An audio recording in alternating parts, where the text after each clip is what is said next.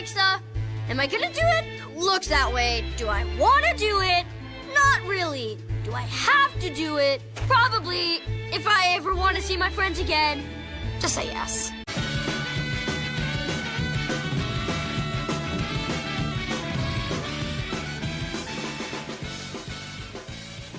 Hello and welcome. I'm your host Comic Knight Zero, and today we're taking a look at the long-awaited series, or at least to me, Summer Camp Island. Summer Camp Island is the brainchild of Julia Pott, a former staff writer for Adventure Time and as well as the creator of the short film Belly. The series follows best friends Oscar and Hedgehog as they're dropped off at a, unbeknownst to them, magical summer camp, thus starting their days at Summer Camp Island, a place where witches make the rules and everything's alive, and I mean everything, from the trees around them to the pajamas on their back. Nothing is off limits from being sentient. Much like Oscar's reaction, this all came off to me as a bit strange at first, because although there have been shows where everyday objects become sentient beings, I've never really seen it in a show be used so frequently. But, I don't know. I think it helps add to the magic aesthetic and the fun nature of the show. I mean, there are moments where Oscar's just casually having a conversation with the sun. Like, what? The sun? Why are you burning so hot? Because I'm mad nobody noticed my new haircut. How could they? Nobody looks directly at you. Nobody looks at me. Oh, that's nice, Oscar. Real nice! But anyways, in terms of first impressions, I think the series definitely started off well with the first episode. We get the understanding that Oscar was expecting to go to a regular summer camp where, you know, he'd be doing normal and mundane activities with his best friend. But he soon realizes that this place is a little too strange for him and puts him out of his comfort zone, which, if you remember, was the same premise as the pilot. Although he does eventually settle in with this weird environment as the show progresses, it's almost kinda nice to see a protagonist who wasn't initially looking forward to doing all these wild and crazy antics.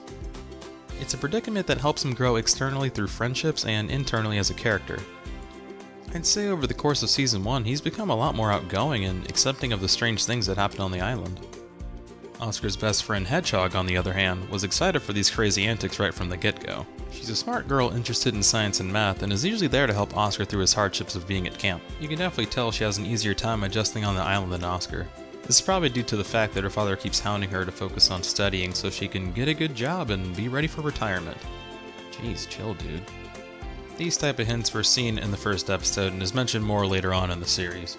So given her usual living circumstance, we get a clear understanding of why she's always willing to try something new. So watching her and Oscar have completely different reactions to the camp was very interesting to see. In regards to the other campers, I'd say we have a pretty interesting mix of characters, none of which I have any complaints about. I feel like most of them appear enough throughout the series to where I feel like they're actually part of the show. We have campers like Pepper the Sleepy Panda, Alexa the Horse with her Muffy from Arthur looking self, and Max the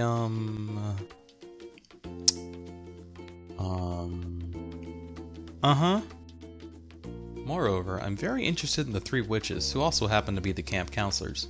Especially Susie, the main counselor and antagonist, voiced by Julia Pott, the creator herself. Although this currently isn't a story-driven show, after seeing how she causes trouble for the other characters throughout the series, her reasoning and motives can often reveal some emotional baggage. Kinda makes you wonder who she really is as a person and what made her like this. I tend to question this more and more as we get exposed to eluding mysteries about her. So if the show keeps going, I would definitely love to learn more about her in the future. At the time of this recording, Summer Camp Island currently has 20 episodes, and right now I really like what I'm seeing so far. You can tell there's some influence from Adventure Time in regards to the art style and writing, with its thin lines, rubbery animation, and its allocated use of sentience. But there's still that sense of melancholy and slightly off character designs that you typically see in Julia's work. She adds just enough of her own personal style to make it stand out as its own show. I'm also really digging the outdoorsy theme and aesthetic of the show, especially with its pastel color palette. There may be weird situations that happen, but with its art style and writing, it never feels like it's loud and in your face. The show itself feels like a magical and cute version of Camp Lazlo. After watching shows like Summer Camp Island, Adventure Time, and Craig of the Creek, I'd be interested in watching more shows in the future that have this sort of theme of being close to nature and having fun in an outdoor community. I know when it was announced that Cartoon Network would pick up the series, a lot of people went and watched the pilot, in which many criticized the show for looking too weird. And I think that even after the series launched, many still had this sentiment towards it. But like, guys, we've had worse. Overall, it's a cute and fun show that I think many people can enjoy. Despite some of the weird scenarios that come up in the show, you might find that the characters' thoughts and dialogues to actually be quite relatable. Whether it's growing up and trying to be more independent, learning to accept the truth of who you really are, or understanding that just because something is different doesn't mean it isn't any fun. In the end, Summer Camp Island is just a cute and fun slice of magical life series, and I wouldn't ask for anything more. Alright folks, I think that'll just about do it for today. At the time of this recording, Summer Camp Island currently has 20 episodes out. Of that list, I'd recommend watching episodes like Ghost the Boy, Computer Vampire, and Hedgehog Werewolf. I'd ask you to smash those like and subscribe buttons, but I recommend you get consent before you do. And with that, I shall see you all next time.